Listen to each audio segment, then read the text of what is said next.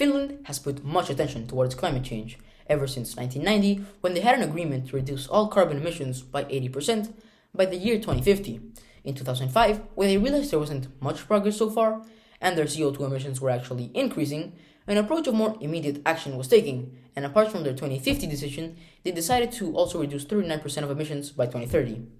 Even in the Finnish parliament elections in 2019 and the following EU parliament elections the same year, leaders of different parties from left to right agreed on the severity of climate change and the need to take actions to mitigate it.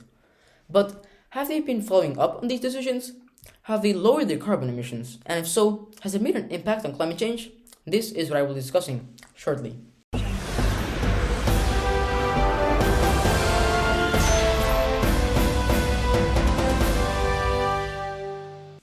Finland has a great air purity and is in the top 5 countries with the highest air purity, with a PM 2.5 or parts per 2.5 microns 2020 average value of 5, which lies on the World Health Organization target. But what does this mean? It means that for every 2.5 microns, which is smaller than a single strand of hair, there are 5 carbon micrograms. But why are there carbon micrograms in the atmosphere? Well, this is due to the carbon cycle. As plants absorb carbon, animals consume plants. When animals die, the carbon is released back into the atmosphere, and when organisms respirate, they release carbon into the atmosphere as well. Of course, this is a very simplified version of the carbon cycle, since it can also go through sediment, rocks, into the ocean and marine life, volcanic eruptions, and much, much more. But what does this have to do with climate change? Well, another way for carbon to reach the atmosphere is through the burning of fossil fuels, such as cars using gasoline or factories burning fossil fuels to produce coal or oil. And since most organisms need oxygen to survive, by polluting the oxygen in the atmosphere, it can become toxic to breathe. Not only this, but a high concentration of carbon in the atmosphere can also disrupt many cycles or feedback loops.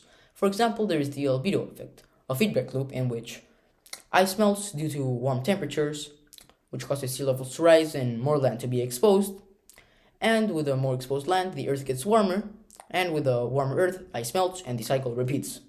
So with a polluted atmosphere, higher sea level, and warmer earth, many more problems appear as habitats are destroyed, organisms extinct, wildfire floods and droughts become more frequent. So as you can see, high levels of carbon emissions are catastrophic to Earth. But Finland has a higher purity, and thus low emissions. So is Finland's level of emissions being harmful? Well, as I mentioned, it's under the World Health Organization target, which is a range of 0 to 10 PM 2.5. Under this range, the health and environmental effects are barely noticeable, and rising temperatures seem to lower. This means that with the level of air purity Finland has, the carbon cycle is barely being affected, and the level of greenhouse gases are staying at a safe level. So, how effective has it been? Well, to find out, we will be comparing Finland's temperature over the years to its annual fossil CO2 emissions. So, as seen above on this table, since 1980, the CO2 emissions have been slowly decreasing until mid-90s to early 2000s, when it went back up, and its peak being in 2003. Since then, it has been slowly going back down. Now, looking at our graph, we see how temperature has been decreasing since around 1980. Then it had a peak around the mid-2000s, and since then it has been decreasing. So while it has similar patterns, it isn't perfectly aligned.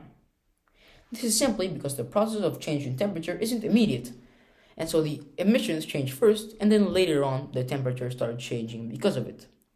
Although we do see a spike and fall near 2020, we can't justify this as the table only shows until 2016. Therefore, Finland has been successful. But of course, this is only inside of Finland. Outside of it, many countries have unhealthy levels of CO2 emissions. In regards to the global temperature, Finland hasn't had much effect, as seen on the graph above, since not all countries are prioritizing climate change reduction. If this keeps continuing, more irreversible effects could happen, such as more extinction of species, coral reef destruction, more melting ice caps, and ultimately, the extinction of all life on Earth. So what are some solutions being implemented by Finland that other countries could start using to reduce climate change? Well, one solution is with government involvement, such as a carbon tax, in order to regulate, control, and reduce the carbon emissions. In 2013 in Finland, the tax had evolved into a combined tax of carbon and energy, at 18.05 euros or $22.65 per ton of CO2 and 66.2 euros or $83.1 per ton of carbon. Environmentally, the problem with it is that it doesn't necessarily stop climate change, only limit it to some degree. But even though it doesn't completely stop carbon emissions, it has been very successful.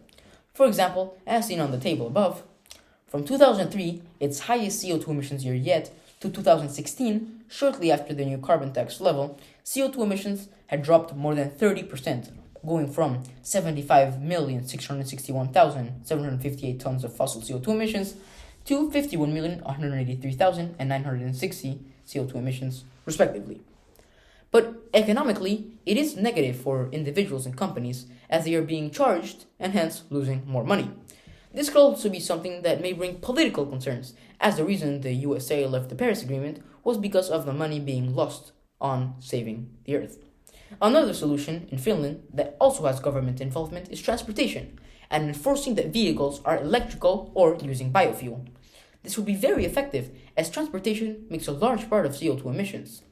As seen above, Finland has 20.8% of its total CO2 emissions by transportation, and this is after the implementation of 15% of transportation being reduced.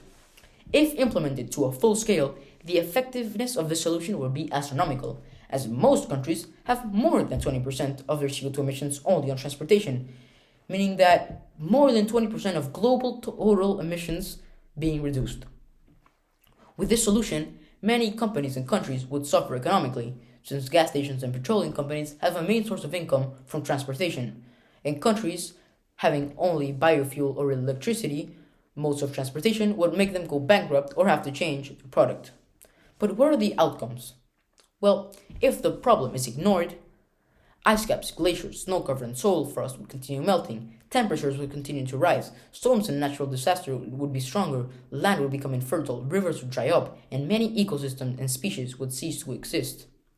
On the other hand, if the solutions of eliminating CO2 emissions from transportation and having a carbon tax were implemented, due to the economical effect it would have on companies focusing on gasoline or petroleum, it would be very effective.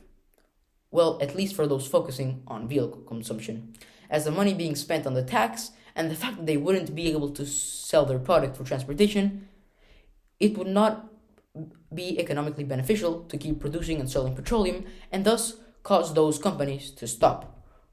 With less CO2 emissions, we would have a higher air purity, and with it the temperature could begin to decrease, and most of the problems brought by carbon emissions would begin to lower or even begin to stop. So while climate change may seem like an issue that's already out of our reach, we can't stop it.